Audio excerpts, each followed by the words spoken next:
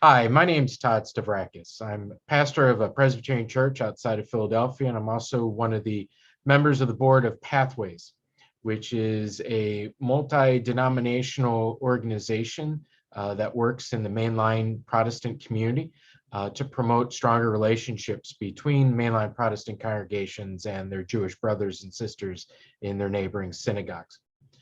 We know that one of the areas that causes some tension between those communities is the issue of Israel and the ongoing conflict that exists in the region. And as one of the ways that we seek to educate folks is to provide some information to our viewers. So I'm very pleased to have the opportunity to introduce Bassem Eid, who is a human rights activist in Palestine, who has been in the field for many years working on issues related to human rights violations by the State of Israel as well as by the Palestinian Authority. So Bassem, thank you for joining us today. It's wonderful to see you. Thank you. Thank you very much, Todd.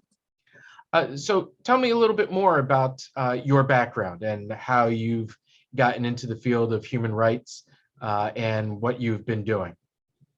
Yeah, as you mentioned, I came from the human rights career, which I started my human rights career with an Israeli organization called B'Tselem since the beginning of the first Intifada, which started in December 1987.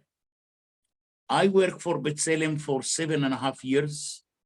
I used to travel around all of the occupied territories, if it is in the West Bank or in the Gaza Strip, searching and documenting the violations committed by the Israeli army in that time against the Palestinians. And B'Tselem used to publish several reports a year on specific violations committed against the Palestinians.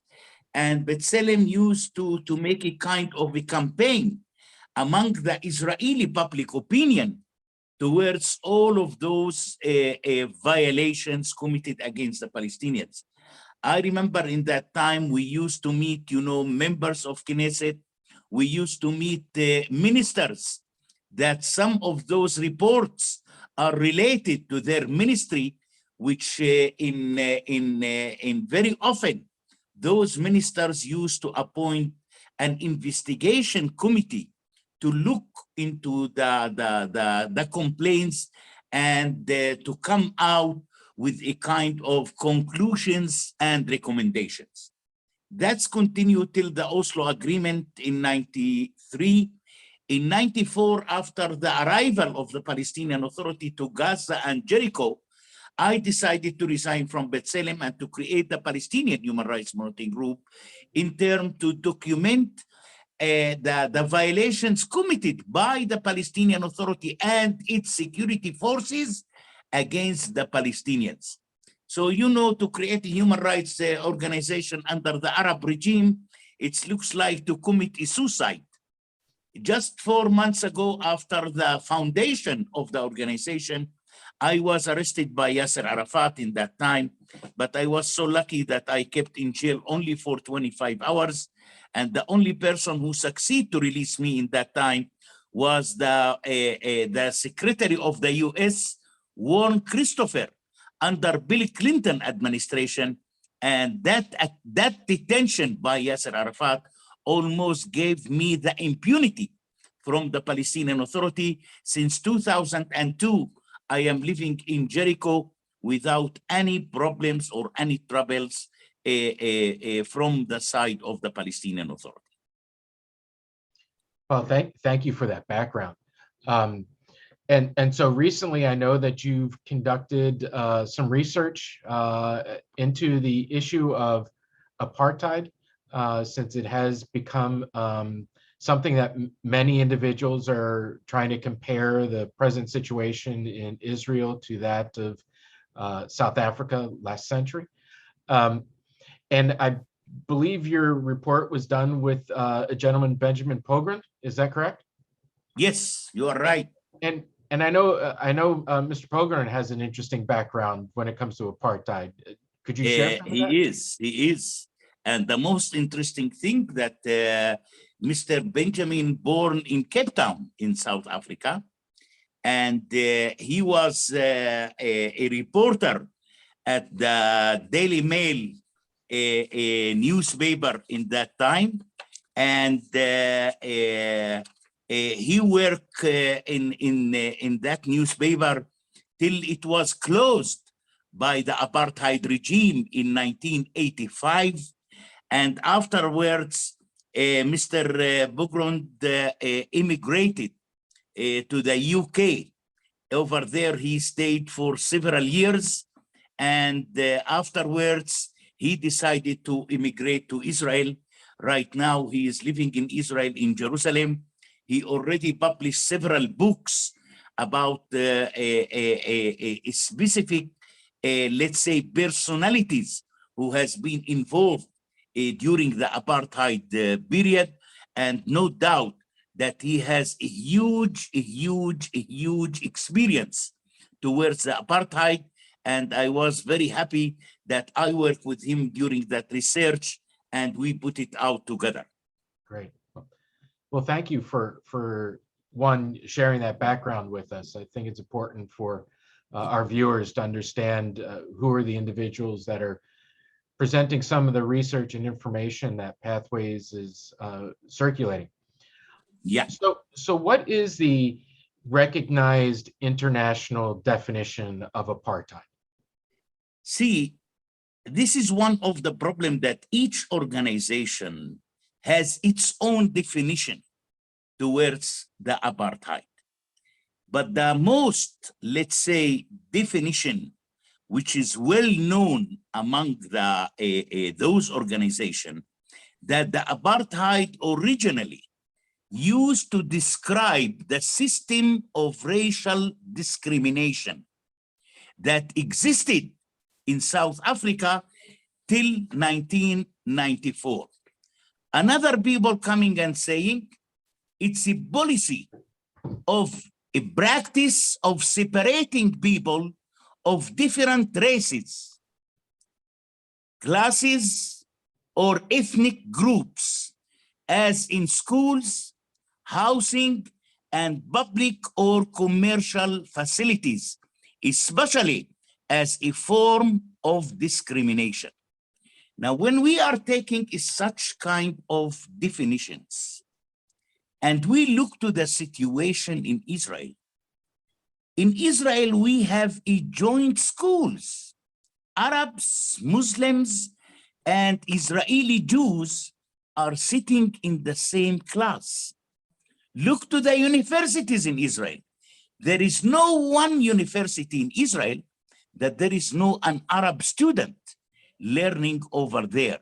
We saw just last week the huge demonstrations in two different universities, the Ben Gurion University and Tel Aviv University, while the hundreds of students of Arabs raised the Palestinian flag over there.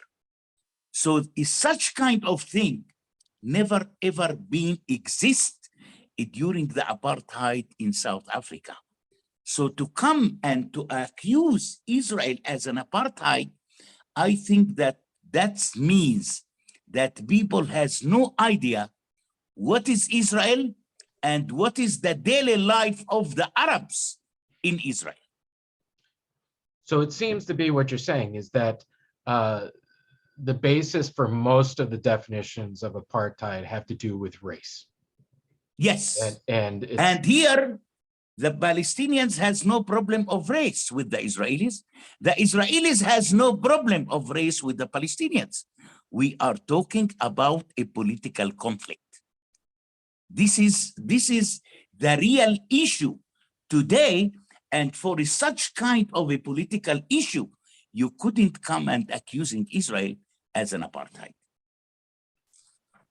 Does the use of apartheid, does it help further conversations to resolve the conflict, the political conflict? No, the opposite. I think that it's make the conflict more and more complicated.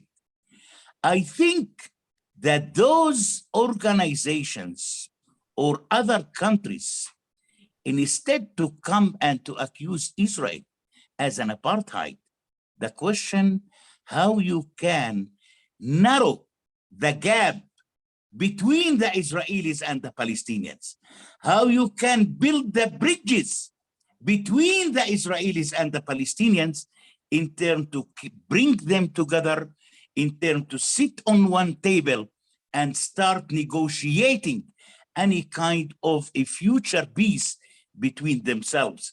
I don't think that the Palestinians really benefited anything from such kind of slogans like apartheid, like genocide, like Nazism. I don't think that that's benefit the conflict or benefiting the Palestinians. I think that the international community should have to look to another aspects, to another way, how we can build the bridges to bring the Israelis and the Palestinians together and to look into a future peace between themselves. Well, I'll say an amen to that. So looking at just Israeli society within what's defined as the state of Israel, how do Israeli Arabs and Israeli Jews, we've seen that there have been over the last few years some conflicts. There has been, just a year ago, we witnessed some of the riots that occurred, another flare-up with Gaza. How do the two communities right now in the state of Israel reside together? Unfortunately, we are talking about what's happened in the last May last year. I think that what's happened between the Jews and the Israeli Arabs was a result as an incitement for violence from the Islamist groups, not only the Hamas and the Islamic Jihad in Gaza, but also the other Islamist fundamentalist extremist groups who are living inside Israel. That's one of the major problems, that they succeed to pull a couple of hundreds of an Israeli Arab towards violence, and they cause, unfortunately, a huge damage to their society and to the Jewish society. Look to the Hamas, look to Ismail Haniyeh, who is living in Qatar right now. He started moving in the streets of Doha by saying that what Israeli, the coexistence that took Israel to build it for 72 years, we succeed to destroy it in a few hours. Unfortunately, this is what's happened. No doubt that the coexistence between the Israeli Arabs and the Jews has been really, really harassed. And I really hope that the Israeli Arabs will wake up one day and will look into themselves and into their societies, into their neighborhoods, by saying, we are so sorry that we cause such kind of damage to ourselves and to our neighbors. I think that these days, there are a lot of commissions, there are a lot of groups who are working in terms to rebuild again the coexistence, which is one of the most important and one of the most wonderful things for life between the Israelis and the Palestinians. So you mentioned that you're joining us from your home in Jericho. Right. Have you lived in other places in Israel, Palestine, or have you always also I'm living in Jerusalem. Okay. I considered as an Israeli resident, not an Israeli citizen. So while I am holding the Israeli ID card, I can move very freely between the West Bank and inside Israel. I don't need any kind of permissions from either side. So when some of the anti-Israel activists talk about the limit of freedom of movement that Palestinians suffer, or that Israeli Arabs suffer within the state of Israel. How do you respond to that sort of accusation? I think that this is something which is much more related to the security issue. Okay. And I think that each country around the world has the full right to protect its citizens, its state, and its borders. And this is what's happened. We remember during the 90s and the 2002 till 2012, probably, the whole suicide bombing, which has been taking place inside Israel. Hundreds of innocent Jewish people has been killed because they are Jewish, not for any other reason. Then Israel start taking measures here. Israel built the wall, as an example, in terms to decrease the terror incidents inside Israel. And Israel start saying that any Palestinian who would love to come to work in Israel, he should to apply for a working permit. Working permit means that they want to check your security record. And that's the most important thing for the Israelis. But in the meantime, if we will look today to the picture, you have around 150,000 Palestinian workers who are getting every early morning from the West Bank to inside Israel, working and coming back. Look to the Gaza Strip. Gaza Strip, since 2005, no one Gazan worker is allowed to enter to work in Israel. Just since let's say last August, the Israeli government, and mainly the Bennett government, decided that they are going to allow to 15,000 Palestinian workers from Gaza to come to work in Israel. And we are seeing these days that the number of the 15,000 increasing every month and every 2 months, which means that the Israelis are very aware about the economic situation in Gaza Strip, while Israel is not responsible on what is going on in Gaza, but still the Israelis want to help. And the Israelis said, if such kind of 15,000 workers, 20,000 workers will improve the internal economy of Gaza, let us take a chance and bring these people to work. And looks like that things right now are very quiet. I think that the Hamas in the meantime is very aware that one rocket, if they are going to shot towards Israel, the first victims are going to be the 15,000 Palestinian workers from Gaza, which the Israelis will never allow them to come back to their jobs.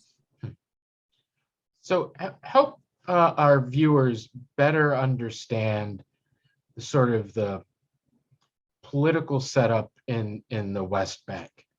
I think for many who come to hear about areas A, B, and C, or they hear Oslo, they're not quite sure what it means,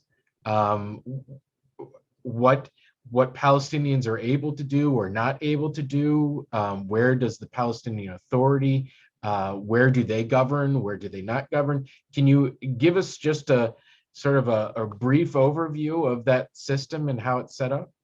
Yeah, in the Oslo Accord, it was agreed between the Israelis and the Palestinians that the West Bank will be divided to 3 different categories: A, B, and C. A will be under the full sovereignty of the Palestinian Authority.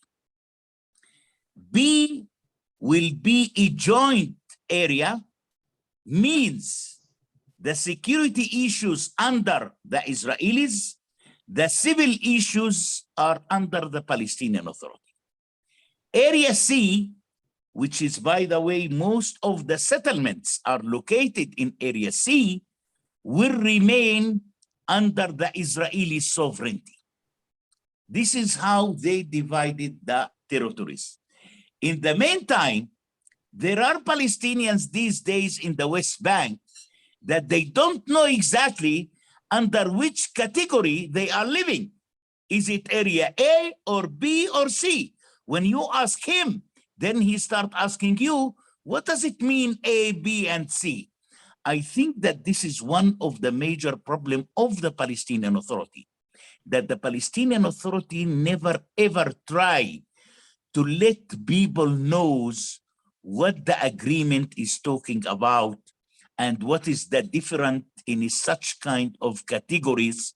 And I think that the Palestinian Authority itself right now has no idea what is the differences between A, B, and C, and sometimes they should have to call the Israelis and to get clarification about those three categories. In the West Bank, where do most of the Palestinians themselves reside? In which political grouping, A, B, or C? See, I think that we are talking much more about Area B and Area C. Okay. These are the biggest, let's say, two categories right now in the West Bank. When we are talking about the Area C, we are talking about 45% of the West Bank. Okay. When we talk about Area A, we are talking about 40% of the West Bank. And the minority remains in Area B, which is a joint area between the Palestinian Authority and the Israelis. And the Oslo Agreement that set up this system was just supposed to be a temporary arrangement, correct? Yes, yes, no doubt. You know, according to the Oslo, within 5 years, the Palestinians used to have their own state. And by the way, if we will take Hebron, Hebron as an example is a classic, let's say, story. Because in Hebron today, the Oslo Agreement divided Hebron to two different categories. The first one called H1, the second one called H2. And people there have no idea in which category they are living again. So area H1 used to be under the sovereignty of the Palestinian Authority, and H2, where is most of the settlements are located, is still under the Israeli sovereignty. And so you said this was supposed to be like a 5-year path. Yes, but unfortunately, you know, Todd, if we will look to the Oslo Agreement, from 1994, since the Palestinian Authority arrived to Gaza and Jericho, until 2000, I think that the Palestinians were so close to their independent state. So close to their independent state. What's happened? That in July 2000, after the broken negotiations between Yasser Arafat and Ehud Barak, in that time, Arafat decided that we should have to go for the Intifada second. And I think that the Intifada second almost destroyed what the Palestinian achieved from the Intifada first. That was one of the major tragedies, in my opinion. If the Palestinians really would love to celebrate the Nakba Day, I think that the Nakba Day was in September 2000, not in May 1948. Wow. So we've sort of, in a very short period of time, we've covered a lot of history and a lot of ground. So with what you've said, and what some of the allegations that are cast out against Israel being an apartheid state, we can see that the divisions that have been established are part of the political conflict and not a racial or ethnic struggle. Of course. So Of course. what has been the response of the Palestinians or Israeli Arabs to the accusations from external groups that Israel is an apartheid state? See, when we talk about the Israeli Arabs, we need to divide them to do two different categories: the ordinary Israeli Arabs and the leadership of the Israeli Arabs. And there is, a huge gap between the two categories. The one who used to accuse Israel as an apartheid is the Israeli Arab leadership themselves, but not the ordinary Israeli Arabs. And that's exactly the same among the Palestinians. Who is accusing Israel as an apartheid? Only the leaders of the Hamas and the leaders of Abbas in the West Bank. But the 150,000 Palestinian workers who are entering every morning to work in Israel and to come back, those people never ever will accuse Israel as an apartheid. So it seems, you've shared the examples of the Palestinian workers coming from the West Bank as well as those coming from Gaza, that whenever conflicts arise, whenever there's any kind of violence or bloodshed, it's their lives that get uprooted the most. Yes, no doubt, no doubt. Especially when the Palestinian leadership, if it is the Hamas or the Fatah in the West Bank, when they start accusing Israel that Israel is committing a genocide against the Palestinians, while they start comparing between Israel and the Nazis during the Second World War. I think that the politicians among the Palestinians are the ones who are playing the game right now, but not the ordinary Palestinians at all. Because if you will come today to any ordinary Palestinian and asking him, what are the most three priorities that you are seeking?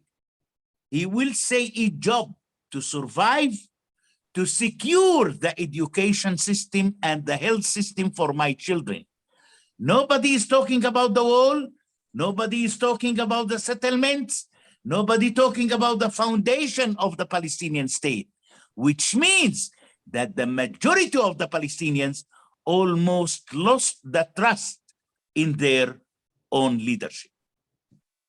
So for mainline Protestants, for those of us who are in the Presbyterian Church or the Episcopalian Church or the Methodist Church or the Lutheran Church or the other denominations that fall under that category, what are things that we could do today that could begin to help push forward the peace process or to make the lives of the Palestinian in the street better?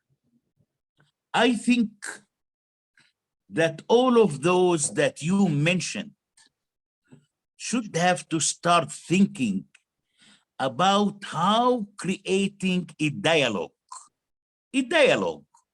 between Palestinians and Israelis.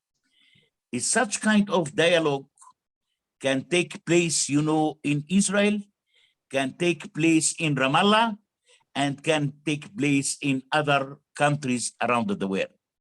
I think that this is the most important thing that we should have to focus on it. A dialogue, how we can create a kind of a coexistence between the Israelis and the Palestinians. The second important thing is the issue of the economic prosperity.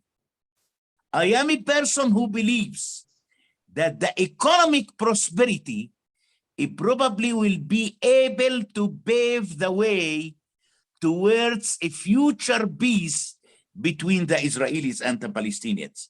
And that's leading me how I am so against the so-called BDS, the boycott, divestment, and sanction. I think that the BDS is causing more damage to the Palestinians than they are causing to the Israelis. We are the first victims of the activities of the BDS. I think that they are destroying our economy. I think that they are destroying the future of our children. Without economic prosperity to the Israeli-Palestinian conflict, I don't believe that any peace process will take place in the near future. Is there an example of how those people who support boycotts and divestment, can you share an example of why you think it's destroying the economy and the Palestinian community? We know about a lot of examples about factories, big factories, which has been removed from the West Bank to inside Israel. If we want to take the Soda Stream as an example, in the Soda Stream in the West Bank, we used to have 1,500 Palestinian workers from the West Bank.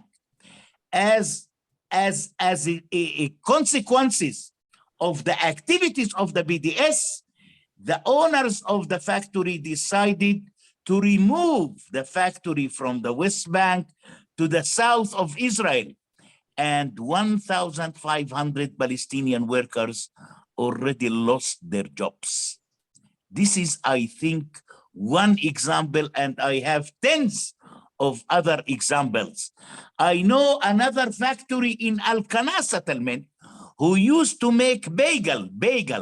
They used to have 70 Palestinian workers. That factory already closed 5 years ago.